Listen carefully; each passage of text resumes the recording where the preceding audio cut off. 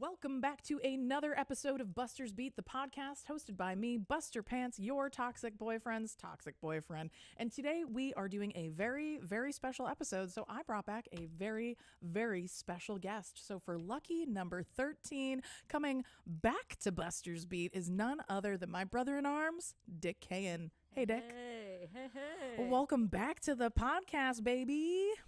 Happy to be here. I'm happy to have you here because, I mean, episode 1, truly a really great episode, but I didn't quite have any idea what I was doing yet. So I'm happy to have you back and we can keep talking about being gay and doing crime and all that kind of stuff. Yeah. So to anyone who might be listening out of order, go ahead and drop your intro on yourself, how you like to be referred to on and off stage, pronouns, any sort of signifiers you want to put out there. Yeah. First of all, happy to be here. Intro-wise, I am Dick Kayin. I am a drag king, burlesque performer, artist all around. My pronouns, I go by he, him in drag. They, them is fine. She, her if you're nasty. Not often, though. Not often do I go by she, her. But that's okay. Only if you're really nasty. Only if you're really nasty. But I was just thinking back to our, honestly, like in practice, I was like, let me brush up by watching our first Did you interview. rewatch it? Yeah. I almost did, and then I was like, no, I don't want to know. No, it was great. Was it good? It was. I remember it being a really good episode. It was so funny. I remember we talked, I was like, maybe I'll be your 100th guest. And you're like, well, if we get to that, maybe like 100 minutes. And I was like, that's like one episode. Well, we did talk about that. And I was like, well, 100 episodes is going to be in a few years from now. So I'll still bring you back for the 100th. But I thought 1 year later was still a good Yeah, we met in callback. the middle at 13. So Yeah, 0 to 100. The middle is 13. Yeah, allegedly. Lucky number 13. Where do you stand on 13s?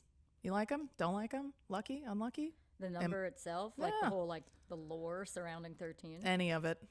I think it's pretty solid. I think I could totally be wrong on this.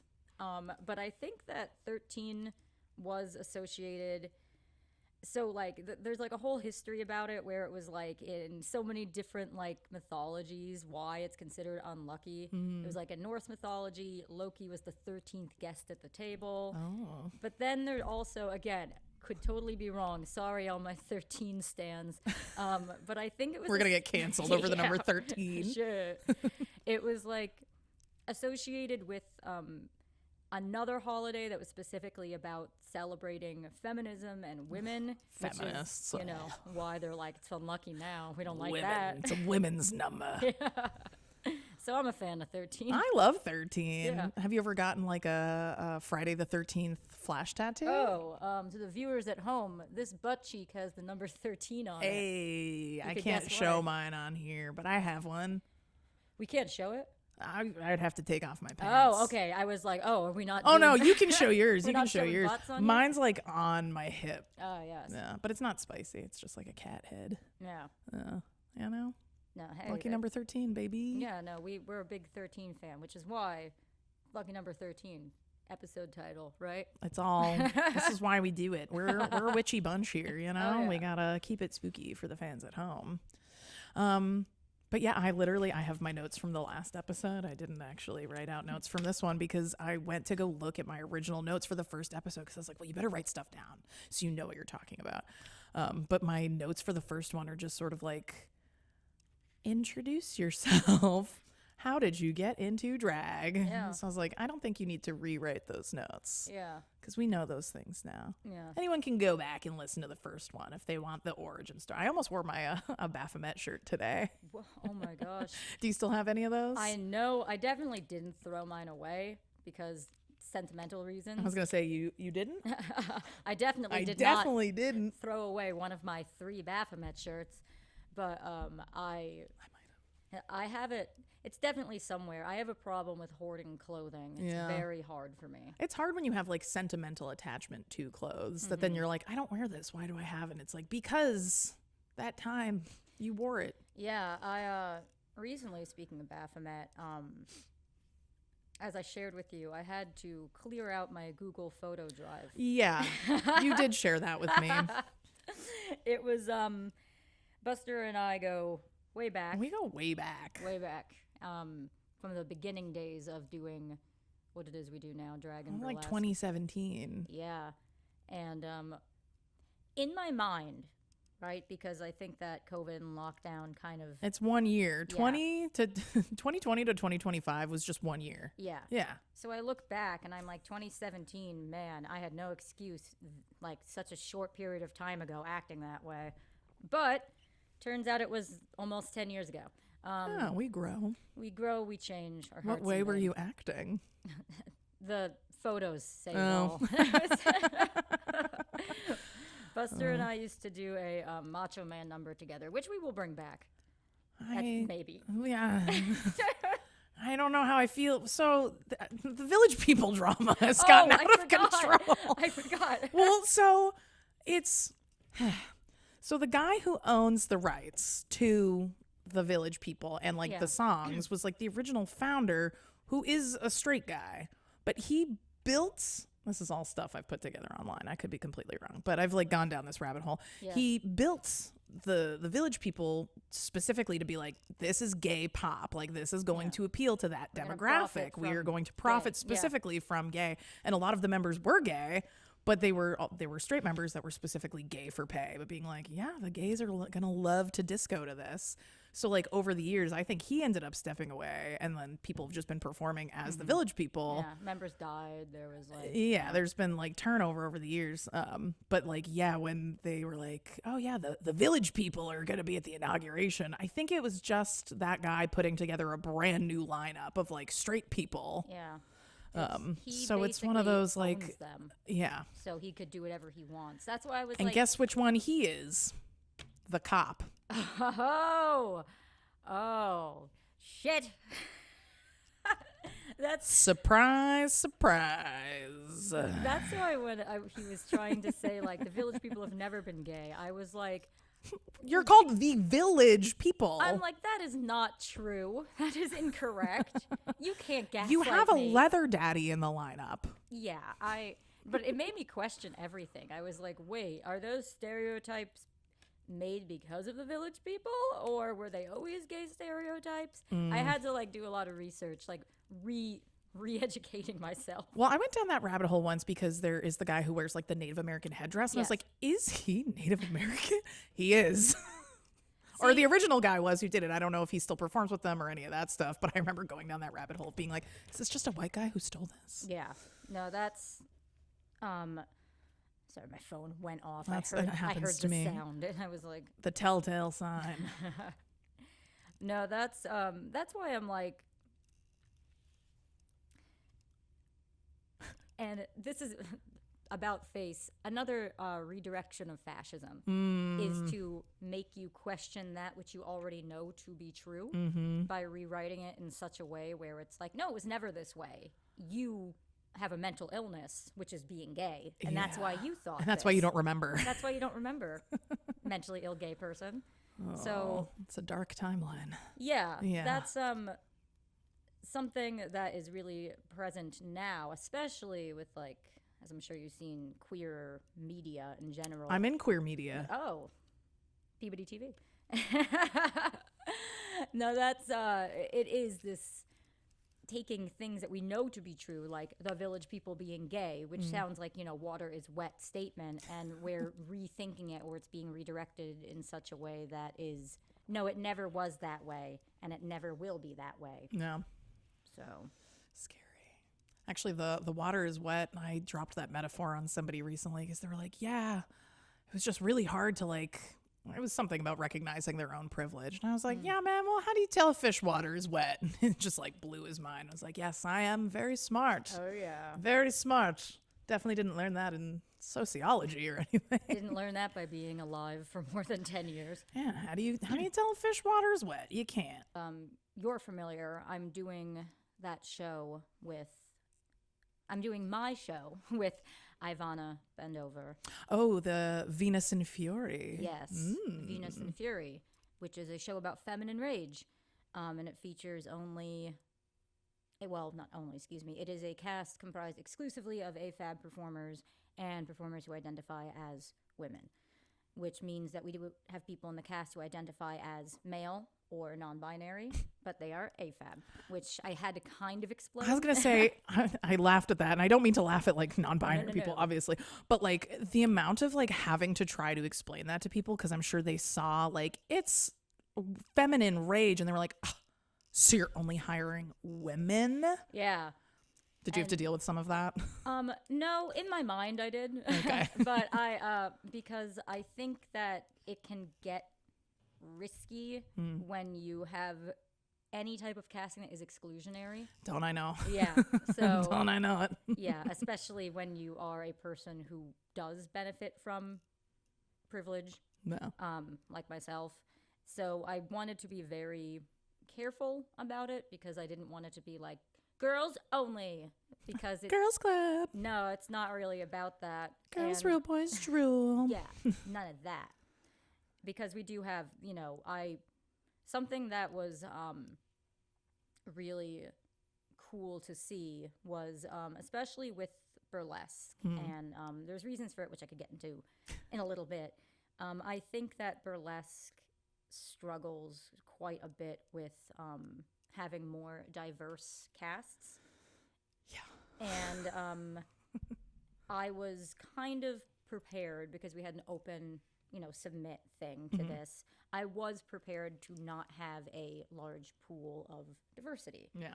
But we were very fortunate where we got all different types of people applying, which was great. I was so happy for Oh that. yeah. Yeah. And that was important for me because when we were talking about, when guys interact with each other, how they can't do this and they can't do that. And No that's homo. No homo. No homo. No, dude, I'm not going to cry. Gay. That's a big thing. Every time I host and stuff, I always want to like be funny and like stuff. But I'm really excited to fight against that for this show because I really want to take it as an opportunity to potentially radicalize people who are not quite there yet in terms of like gender anarchy. Yeah. And a great way to do it is to be like, hey, everyone, this show isn't about hating men. I'm here to tell you why you are also a victim of the patriarchy. Yeah. I think So- people hear feminine rage and they hear femmes who hate men or cis women problem. Yeah, and that's the thing is these were things I understood going into it can be perceived. No. And with this particular show, because a big reason why myself and Ivana did it was because we were talking about, it was right after Donald Trump was elected. And we were talking about a lot of the different things that were kind of coming out in terms of autonomy, specifically to people that can carry children, people that have, reproductive organs. And a lot of those people, as we know, identify as women. And we were talking about not just being afraid, but being angry about it. And it was at that time that Heather Rose, who actually is going to be in our show, did a really, really fascinating number that was supposed to be a metaphor for abortion. And we thought it was so cool. And that's when we simultaneously were like, do you want to do like a show about feminine like rage and like the anger of being able to like carry children and stuff like that? Which obviously it's changed to much more of what it is from now. Yeah. But Heather was one of the first people we actually asked. Heather was the only person we asked, actually. Everything else was completely open to anyone to apply. And we have a huge stacked cast. I was right going to say, now. you have such a solid and diverse lineup. Yeah, no, that was one of the, honestly, like, of all the shows I've done so far, and we haven't even done the show yet, that is something I'm probably the most grateful and happy for, Yeah. is how diverse our lineup is, because that was so important to me for this show. Yeah. And we're going to have donations during the show. We're going to be donating to Gender Justice, which is a queer legal firm that will take on cases for queer people, for immigrants, for women that don't have the money to afford that. And then we're also going to have, it is the Boston Socialist and Liberation Party. They're going to have a table there. So, you know, the show is much more about, I think, making a statement and giving people a place to speak. Yeah. Rather than fun show, girl power. We hate men. Yeah. No, that's why we've encouraged, not encouraged, excuse me, we've invited every performer after they perform or before they perform, whatever they're comfortable with, if they want to speak about what feminine rage means to them. So that way we also have different perspectives in terms of like, you know, the idea of what it means to be a woman, the idea of what it means to be feminine, the idea of why those two can simultaneously exist and not apply to you, but you can relate to them. So, you know, I'm not angry or upset if there's people that look at it and they're like, oh, a show all about this, this, and this. I just think it's a little bit like you yourself are also a victim of the system that we are talking about during this show. And I will pray for you. We'll pray for you. We'll pray for you. Well, I think there's a lot of newer people on the scene who are at the beginning stages of becoming radicalized. So they're ready to just jump down everyone's throat. And it's just like, listen, same team. Yeah. Like, there's always rooms for improvement, but like seeing something like that and like not even doing the research and just being like, oh, well, of course this is going to be problematic. And it's like, well, you didn't do any research on it. Right. And I can understand because I think... we'll talk off the mic about it. Oh, yeah. Oh, yeah. You know, we're the producers of the show, which is myself. I'm non-binary, mask-leaning. But, you know, I look like a white lady and because I am white. And then there is my co-producer, Ivana, who is a very femme, you know, also white woman. But we've had many conversations where Ivana has shared with me that, you know, sometimes she feels that she herself, as a bisexual person, is excluded from being seen as a member of the queer community.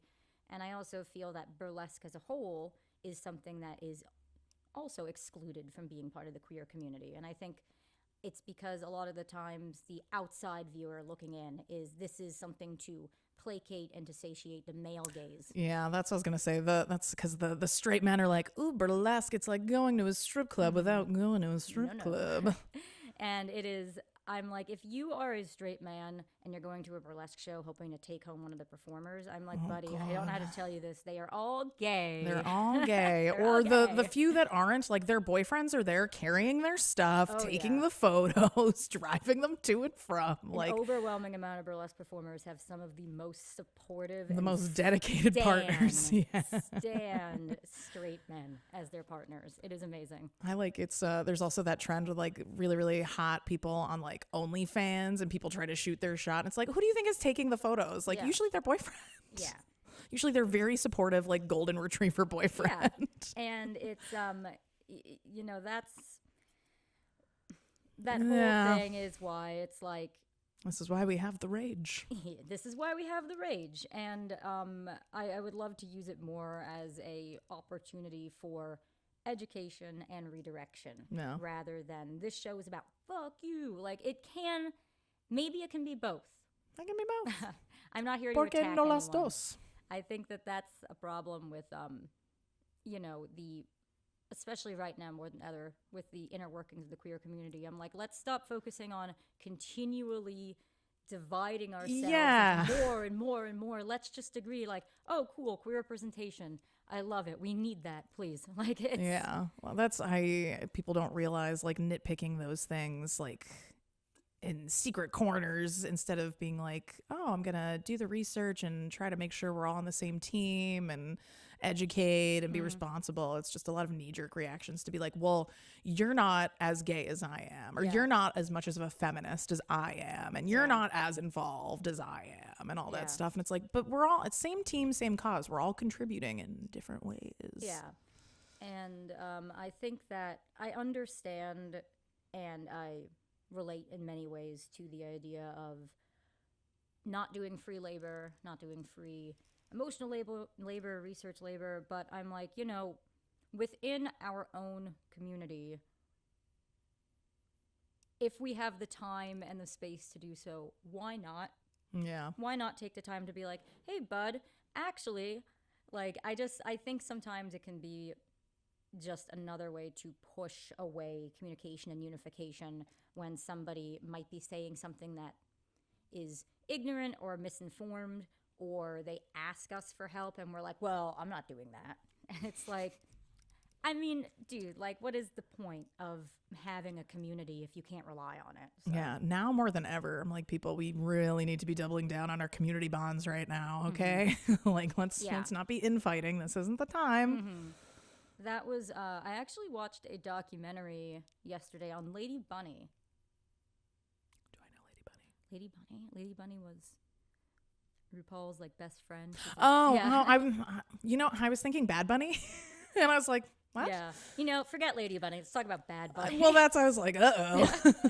No, Lady Bunny is like she's like an icon in like drag culture, the golden age of drag, like the 1980s. And before TikTok. I know, crazy. It existed.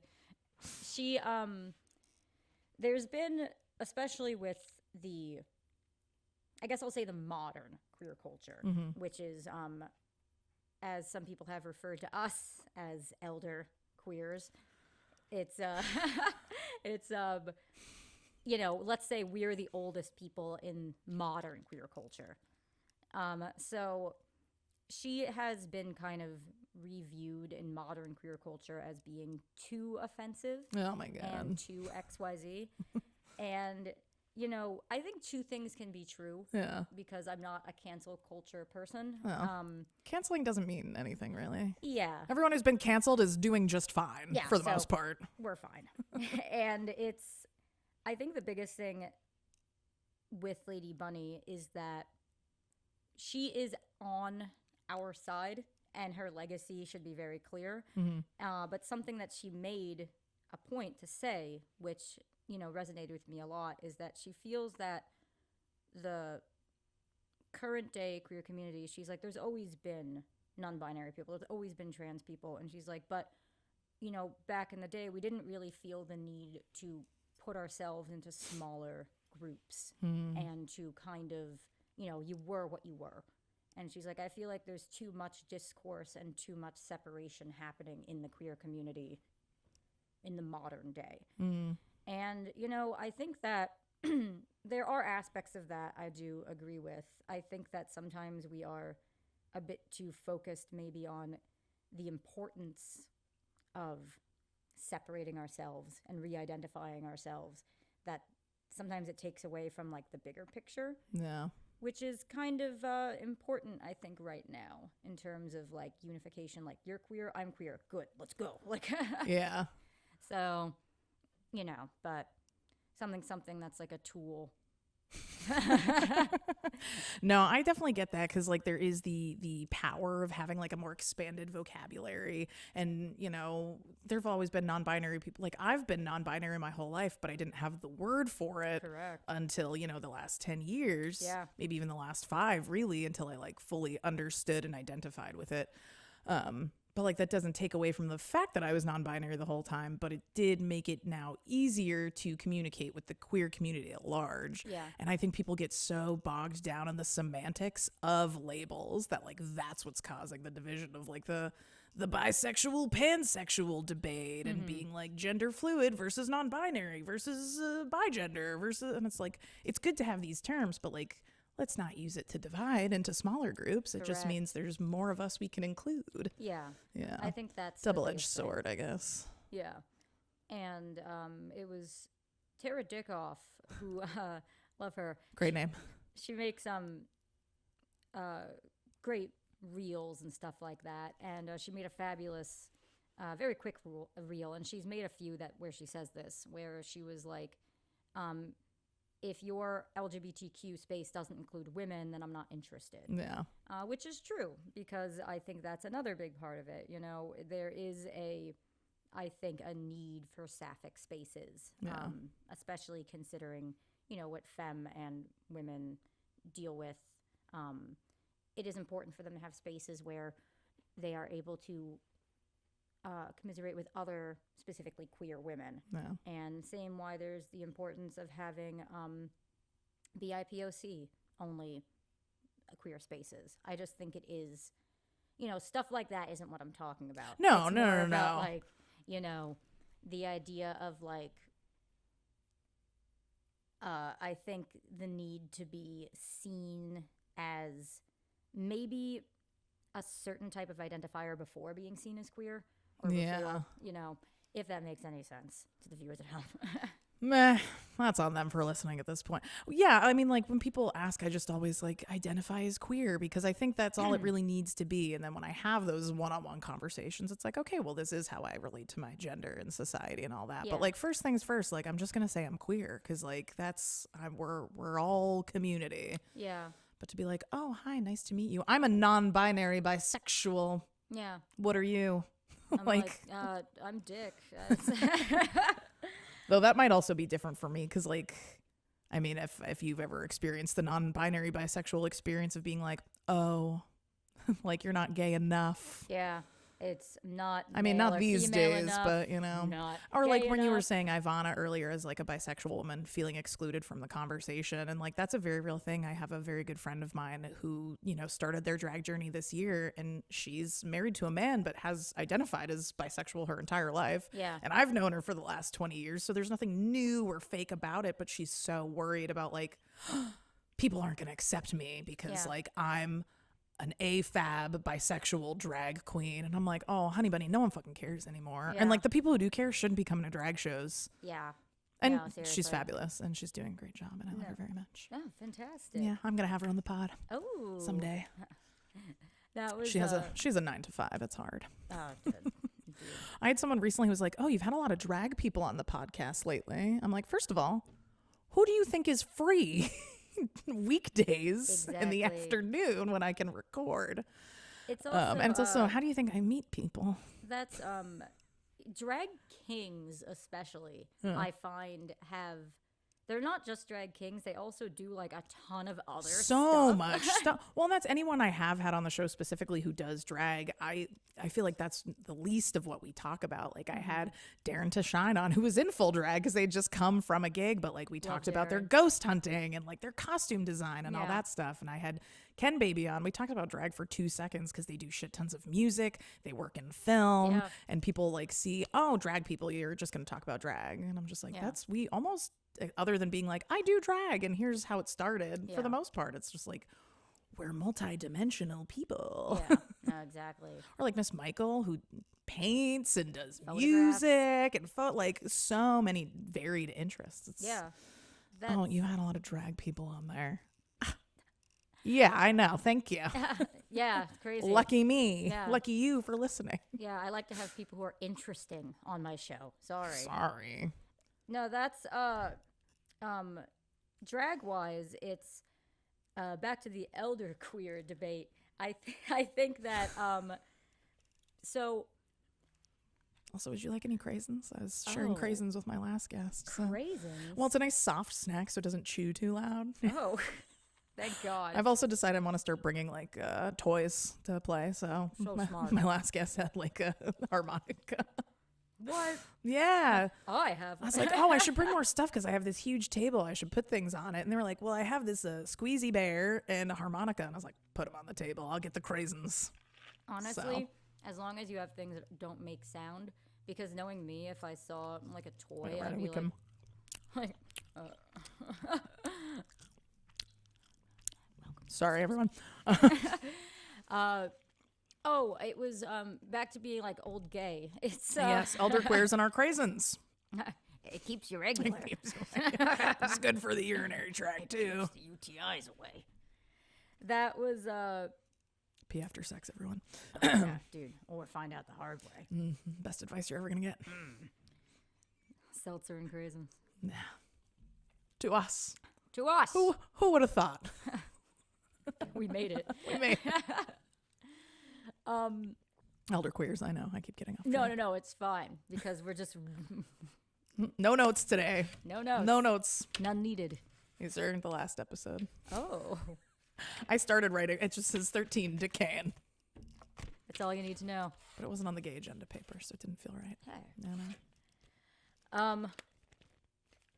Elder gay. Elder gays. We'll get there. Oh, yeah. We'll get there. I think that this goes into I think this topic has been addressed so many times by so many different drag people, which is RuPaul's Drag Race. Which is how it is an amazing thing and a bad thing. Yeah. The amazing part, let's start with the positives. The amazing part of RuPaul's Drag Race is it was able to push drag into the public eye in a way that now, I think prior to RuPaul's Drag Race taking off, there was 22 recognized like professional drag queens, queens only, in the United States. And now it is out of this world how many there are. It was able to elevate and place drag in the public eye in a way that is like, not only is this a valid thing, but this is a career, which is amazing. Yeah. The negative parts of RuPaul's Drag Race is that it started to promote this standard of drag that was required to be taken seriously in any capacity. Yeah. And drag, you know, we go back to the golden age of drag. It's like it was historically the golden age of drag is punk rock. Oh yeah, like it's grimy. Yeah. It's the Scum circuit. Exactly. Did it. Yes. Brought it full circle 1 year later. It was, you know, it was comprised a lot of trans women, a lot of non-binary people. It still is today. But back in that time, it was more about, you know, just having queer spaces and the celebration and the excitement of playing with gender. And now it's like, you know, well, do you have a lace front human hair wig? And do you have a $5,000 dress? Are you in debt for if you don't have this many rhinestones, you're not even worth your time. Yes.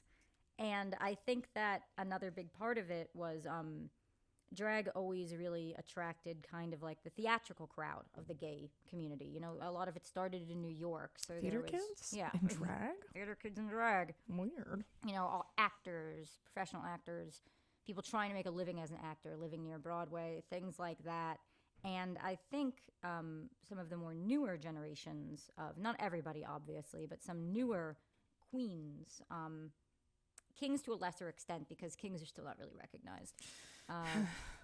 It is like they kind of start their drag because they started watching RuPaul's Drag Race or they started seeing drag people on TikTok. Yeah. And that's kind of how they started. And what I end up seeing is that a lot of young drag queens, they have impeccable makeup, impeccable style, like incredible.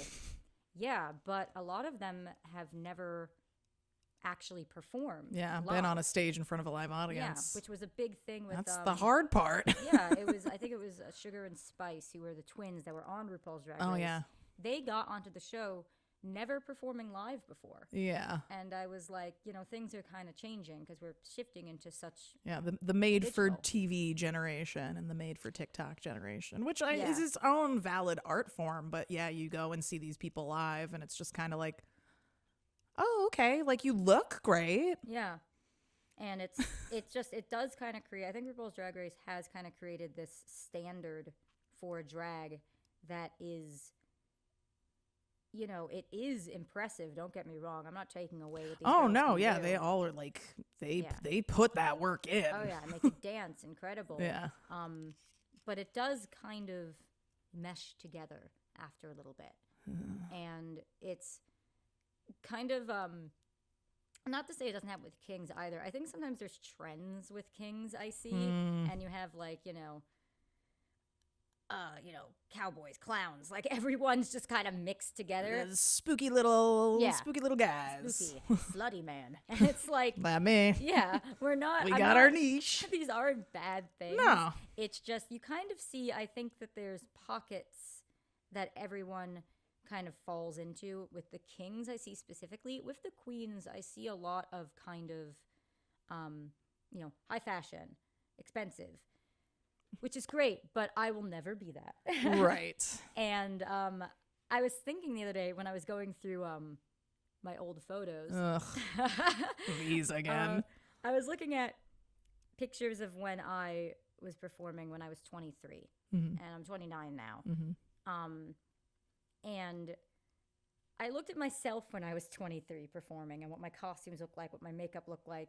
And then I look at some drag queens now who are 22, and I'm like, I have never been on that level when I was that age. Yeah. And I don't know if it made me, I had kind of like a mental thought to like, not break down, but definitely like I have to like shut down and go through my brain right now to be like, is it because I'm not that talented? Is it because I didn't have the same access to the things they have now? Or is it a mix of both? Yeah. And and that's why I've just been like, you know, there's so many, especially in drag, it's a lot of ageism. Yeah. So much. Oh, yeah. And I see such young queens, and they are amazing. But their brains haven't set yet. They're still cooking. Yeah. Yeah. And I guess I try to think back to where I was at when I was 23. And very different experience. You know, I'm not a drag queen. But it's just interesting. I'm kind of like, it made me think back to theater school, where it was this breaking down of so much stuff. And I remember one of my professors said to a girl in my class, who ironically is actually like on Broadway now, so good for them. But I remember she did a monologue, and the professor said to her, you know, you have amazing hair, an amazing dress, but what else?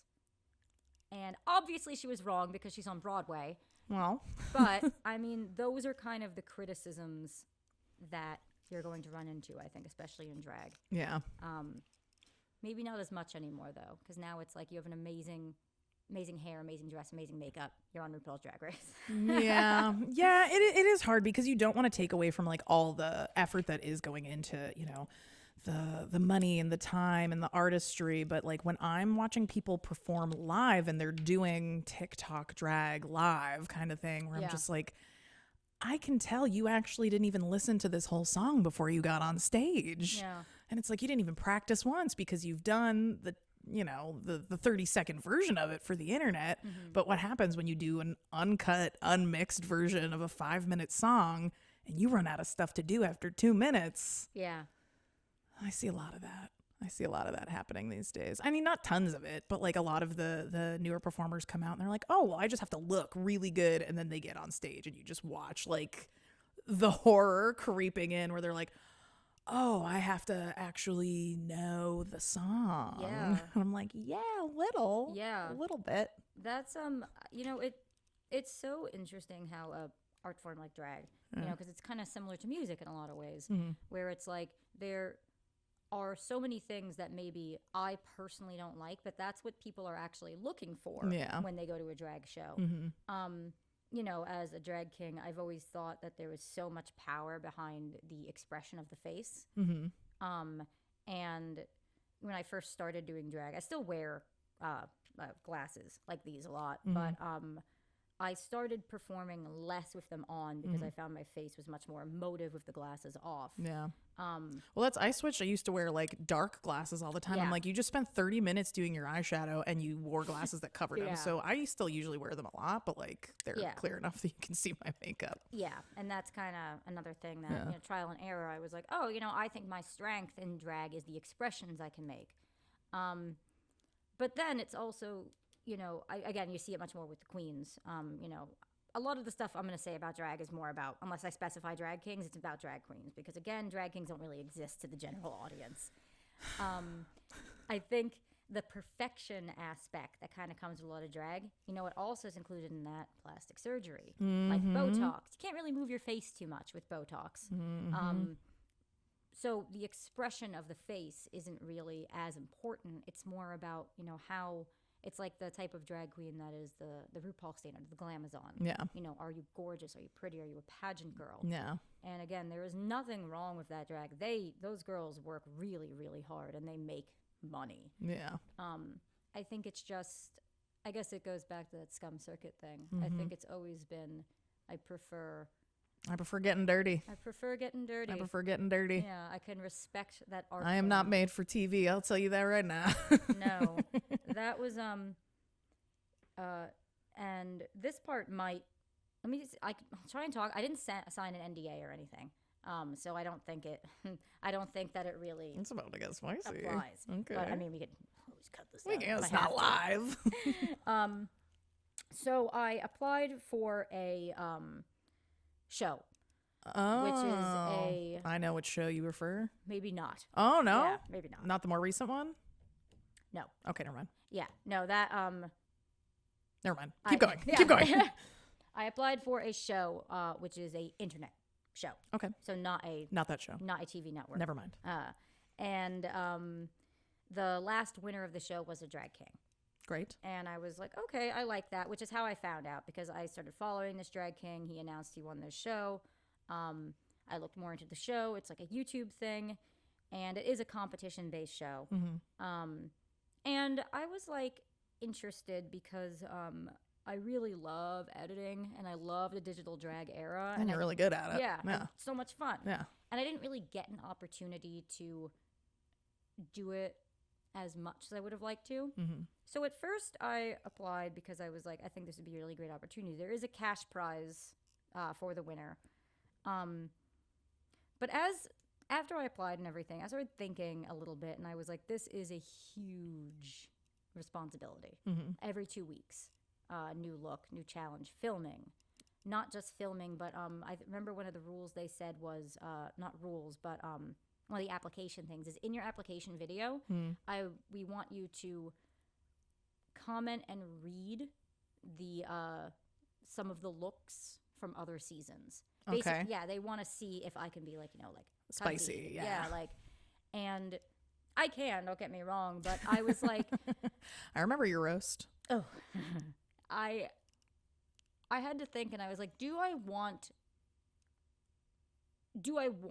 that aspect about me to be seen, especially if it's just for a show?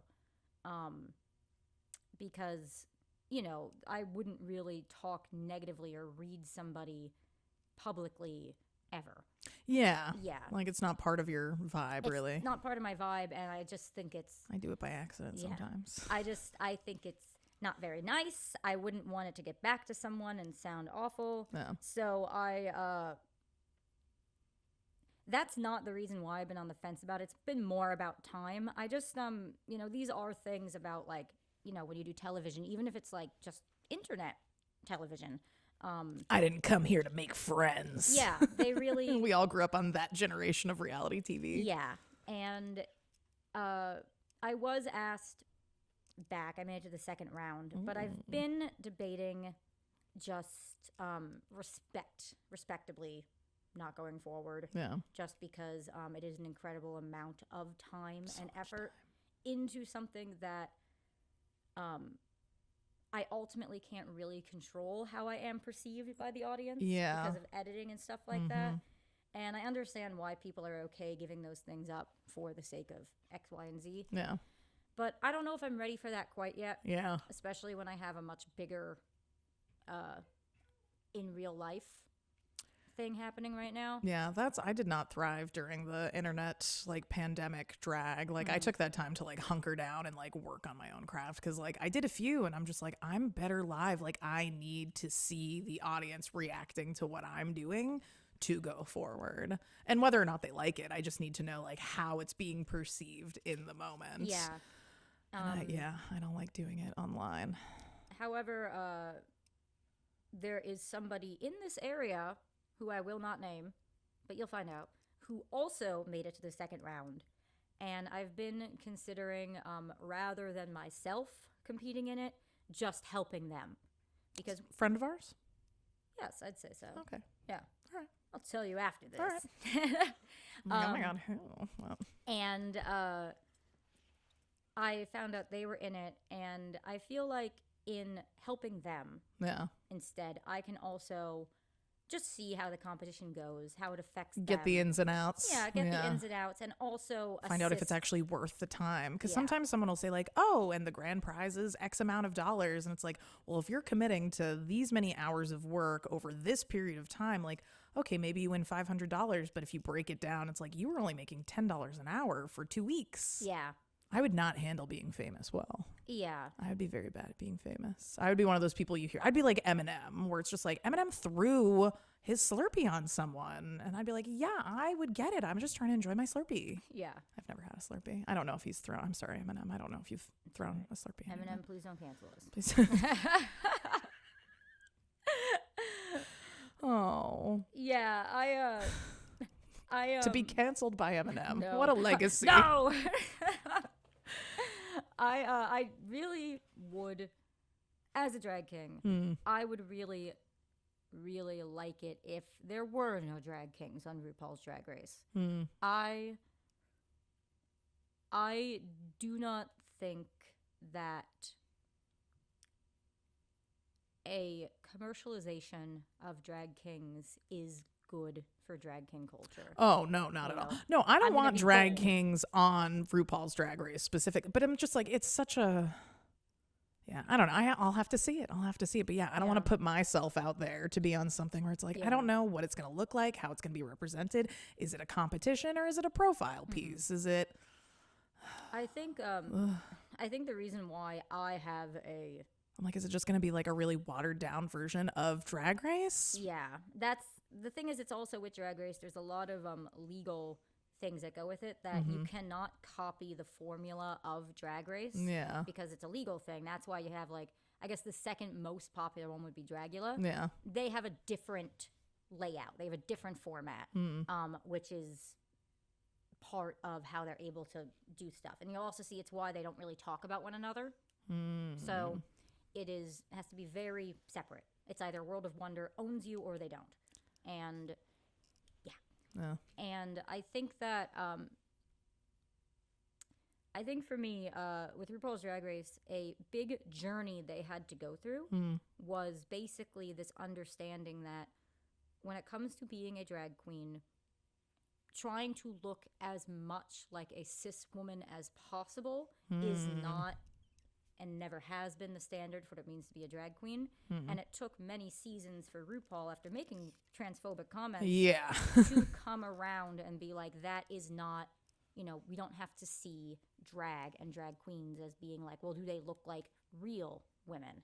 And I think that if drag kings are on the show, I do, despite everything that's been done on RuPaul's Drag Race and how they've diversified so much, I genuinely do think that if a drag king was on the show, it would be at the very beginning all over again. Like, you don't look masculine enough, or you don't do this, this, and this.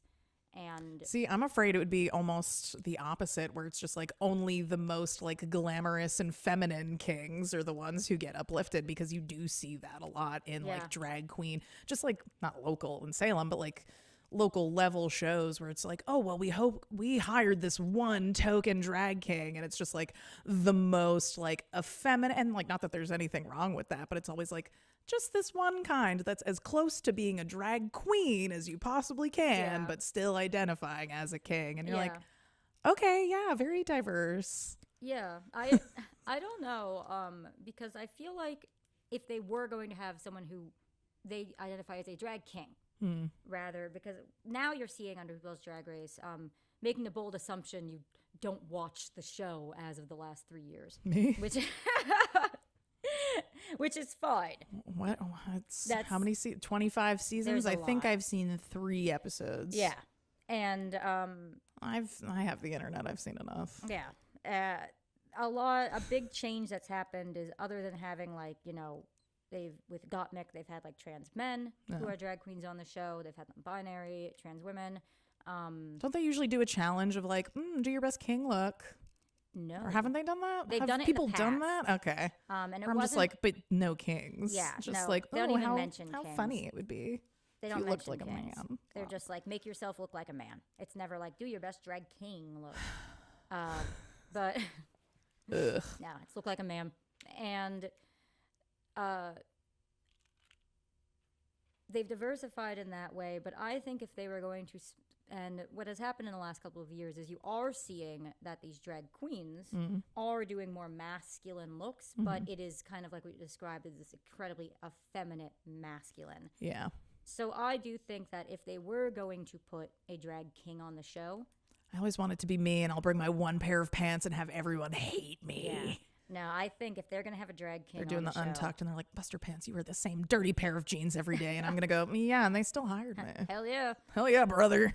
Yeah, I think that they would go complete opposite end of the spectrum, and they'd be like, we want hyper masculine, only men. Everyone in chest plates or nothing. Yeah. They want to see No offense to chest plate wearers. No offense. Yourself included. Yeah. I have one of those too. Don't wear it a lot because I can't put my arms above my head. I was going to say, sensory nightmare. I don't know how people do. And the same with like queens who wear chest plates. I'm just sort of like, it's a lot. or it's like, you have to do this. This is the standard. And I'm like, it's drag. You don't have to do anything. Mm-hmm. But that's what I always circle back to with like competition shows. It just breeds this like obsession of like, well, it needs to be this or it's not drag. It needs to be this many rhinestones or it's not drag. You need to wear eyelashes or it's not drag. You need to wear blush or it's not drag. You need to remortgage your house or it's not drag. Like, actually it's not. It's just, are you doing entertainment, playing with gender? Then it's drag. Yeah. And people forget about that because of television. It's, once again, bringing it back to replace everything with drag with music or musician. Yeah. It's like, are you making music? Then you're a musician. Yeah. Are you, well, you can only have a 1989 Gibson Les Paul in mint condition or you're not a guitar player. Yeah. Like, it's like people we wouldn't don't say hold that. people to that standard. Yeah. People aren't. I mean, I'm sure there's guys out there who have that standard. Oh, but of like, course you there know, like they're assholes. Yeah. And that's why it's like someone will always have something to say about the art you are putting out. No matter how hard you worked on it, no matter how much money you spent on it, no matter how much you workshopped it, people will always have something to say about the art you put out. Yeah. Myself included. I just made a bunch of comments on this entire thing about the standards of drag and how I think certain things. And I'm just one person. Everybody will always criticize art. People always have their opinions, and that's why art is subjective. Nice. Thanks. I knew you were where you were going with that. Can you believe it's almost been an hour? What? Yeah. I feel like we haven't even talked about anything. We haven't talked about anything. We've talked about a lot. Well, so I have no, I'm like referring to my notes here. Oh, yeah. But my mental notes, the only things I really wanted to cover on this is like, it's been a year. Anything in the last year you want to like highlight or anything in the upcoming year that since the last time I had you on? Yeah, last year, 2024. I think the episode, I don't remember exactly when we recorded it, but it came out April of 2024. Wow. So this will come out April of 2025. Wow. That's What a year. what a year indeed. What a year it's been.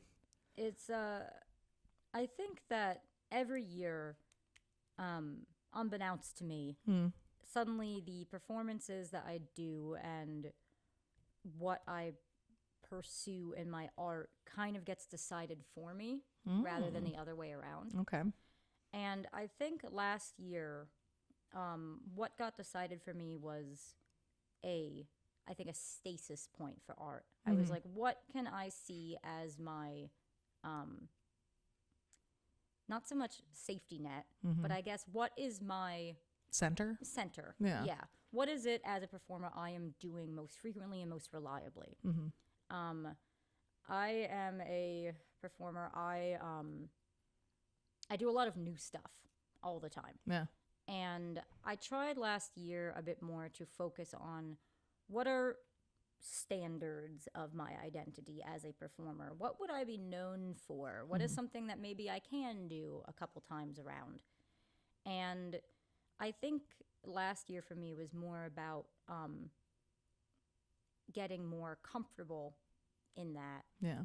As opposed to this year, which in light of everything that's kind of happened politically, I think that now what I'm doing is shifting much more to a political place, which is changed from last year where I'm like, how can I hone in on my character and kind of remind everybody who I am? And this is more about how can I like make people feel something with what I'm doing that makes them mad, hopefully. Like, so that's kind of more of what I'm doing this year. There's still going to be the comfort aspects, but I just think that just especially with everything that's happening, I can't imagine not trying to say something. Yeah. Yeah. Anyone, I think, who's doing drag and not, I mean, Drag is inherently political. However, if you're just doing it to straight audiences and you're not making noise about what's going on and you're just doing it like to cash your check and make your money and go home and not uplift and support the community, you're out. I'm taking your gay card. I'm taking gay cards. That's what I've decided for 2025. I'm taking people's ally cards away and I'm taking people's gay cards away because I am... No swipes here. No swipes here. Because like there are too many allies and too many even people who like identify as queer, but they don't come to queer events. They don't support the queer and I'm not saying like you have to go out to a drag show every night of the week, but it's people who probably haven't been to a drag show in the last 2 years, or people who don't go to fundraisers or donate to anything. And it's, you know, and we talked about the exact opposite of this is like people we know who are bisexual but in straight perceived weddings or marriages who are out there doing the work and connecting with the community. But you so often hear from like, well, I don't want to go to a gay bar because people will perceive me as straight and think I'm an enemy. And I'm just like, it's 2025. No one knows what gay looks like anymore. Yeah. But like, that's not an excuse to not be doing the work. Like if you want to identify as queer and bisexual, but all your friends are straight and all your activities are straight and all your money is just going to straight corporations. Yeah. I'm sorry. I'm taking your queer card. Like if you want to be queer, you need to be queer. You need to be out in the streets. Yeah. And I know it looks different for everyone, but like there's a lot of people who are happy to identify as being other, but they don't want to do any of the work. Yeah. And so same with the allies. People who are like, I'm such a good ally. I have a gay bestie. What are you doing for that gay bestie? Yeah. Are you driving elderly people to the polls to make sure they're voting in ways? Are you going to protest rallies? Yeah. Are you supporting your friends in the bathroom at like weird creepy bars where there might be people who get upset at them? Like if you're not out there doing the work as an ally and a queer person, we're taking your cards. Yeah. No, I'm very people much... are going through their wallet right now being like, gay card. That's I'm very much like in the ballpark of it's as understanding and empathetic as I could be, especially towards people in my community. I don't really have patience anymore for people that are just not doing anything. Yeah. And I have a unique perspective because one, chronically ill, so I've been dealing with the healthcare system for a very long time, and a lot of the problems that were finally now highlighted happened after a CEO was killed. So shout out to Luigi. Hey. Our guy. Yeah, my man. Man of the people. Come on this cast when you get out of jail. If I may. What a get. What a get. What a get. Amazing. That's so, you know, pre-existing problems that are only highlighted now. And other than that, one of my partners, is a federal employee. And what has happened is a lot of the stuff that has these executive orders we've seen the president putting out, what it is affecting directly right now is federal jobs. Yeah. And the DEI thing that's been brought up. So here's the thing, right? So DEI is supposed to only apply to the hiring process. Right. What I know that is happening right now is that they are literally removing anything from workspaces that identify anything like that. So if you have something that's like a gay pride pin, you're told to take it off. Yeah. If you have something that is like, you know, like Black Girl Magic was a popular phrase that went around for. If you have like a mug that says that, it's out. If you have anything like that, this has nothing to do with the hiring process. Yeah. This has everything to do with they're trying to erase. They're even trying to erase like certain language things, and like you're not allowed to say like gender in certain documents, where it's just sort of like, but regardless of what gender you're trying to oppress, like gender is still a thing, and like you can't say that, and people think like, oh, DEI, it means like, you know, no affirmative action, but I'm just like, it also means like no like leave for new parents, like no time off for new parents. It also means like no ramps and like handicap accessibility. Like people think like it's just like this racially driven thing, and that's a big part of it too, but like the people who are protesting it don't realize that they're literally shooting themselves in the foot on a lot of things, where I'm just like, this is diversity, and you didn't realize that. Well, that's why, you know, it's being done, because you know, the average American doesn't know. Yeah, they see DEI and they think, you know, illegal immigrants. They think people of color. I think REI Sports. Yeah. They think of gay people, they think of trans people, they think of people that they do not deem Yeah, as they're equals. they're getting trying to think ahead. of the people that they want to be excluded, but I'm like, so you realize you're in that too by virtue of either like your gender or a disability or like the fact that you are parents or maybe pregnant or maybe like people just Yeah, and that's ugh. that's the thing where it's like when I see that happening, not just to my friends, to myself, to my partners, it's hard for me to just be like, well, queer joy is also a form of like fighting back. It's like yes, but not yes, just and that. Yeah, yeah. I cannot just. You need to remain joyful while doing the work. Yeah, I cannot feel, I think, good in my core about being like, my way of fighting against this is doing, drag shows where a bunch of straight people show up and everyone's having a good time and throwing dollar bills. Yeah. Like, I'm happy to do that, but sure, we'll take the money. I'm not going to clock that on my list of activism. I can't. No, I can't do that. no. And I think a lot. Some people I do. think a lot of people think that, because sometimes that's all you have is just showing up and being visible, and that's great. Keep doing that. But if that's all you're doing all the time, and then saying like, I'm doing the work. I think that's. Are you? If you have, and I do not have a huge platform by any means, but if you have a platform similar to mine, I think you can do more. You can. And I mean, that's like, we've got microphones. Yeah. We're going to put this on the internet. Like, that's Shout what out. we're doing. You were there at my last show. Something I'm going to do at shows now is having like basically a verbal community bulletin board. Yeah. So like, I want to give people the opportunity, because like having microphones both in the booth and out in the world is a privilege, and I want to share it with people. So if you guys see this, like, just know if you're coming to a Bust Your Pants show, there will be, unless it's like a highly timed one, but I mean, if it's like the King and Thing Fling or a Buster's Bodacious Bash, like, I want people to get on the mic and like, it can be for a fundraiser, it can be for an event, you can tell everyone you got a new haircut, like, you can tell everyone that like just queer joy and queer news, and that's just a tiny, and I'm not saying I'm an activist for doing that, but like, you got to find these tiny little ways to spread it. And like, I'm going to keep making gay podcasts and having gay people on there. You had a and charity starting show. I did have a charity show. That felt really good. Yeah. And maybe starting a new podcast. Oh, really? Another one? Maybe another podcast with Dick Kayin. With me? Yeah. What? I know. We're like circling around to home base here, so I wanted to give it a little plug, because hopefully by the time this comes out, and my alarm's going off, excuse me. So Dick and I are going to start our own podcast. We will be, I think, producing it ourselves and starting a little Patreon where you can find it and see it and doing all that.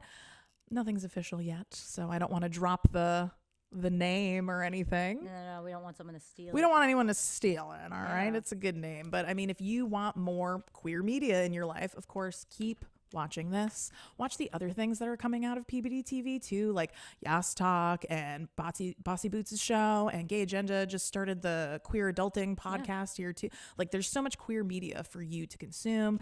And like, listen to gay music, like spend a week just listening to gay music, like, or just reading gay authors, or just watching gay TV. Like, do little things to try to inspire you to do more out in your own life.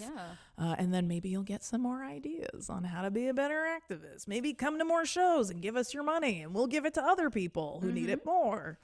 That's I'm super excited to start doing a podcast with you, because if you We talk real good together. have been listening to this and the former, Buster and I have a lot of things that we're excited to tackle, and with help from viewers like you. But no, I think it's gonna be good, because it'll be a little bit more loosey-goosey. Like, this one is great because I get to highlight a guest each week and talk about important things. But I think that one is going to be more like queer news, we'll get more toys. We'll play with more toys. We will have toys. It's going to be a lot like this, but with some structure. Will it have structure? Nah. No, listen, here's the thing. By the time this comes out, hopefully we will have already announced it. So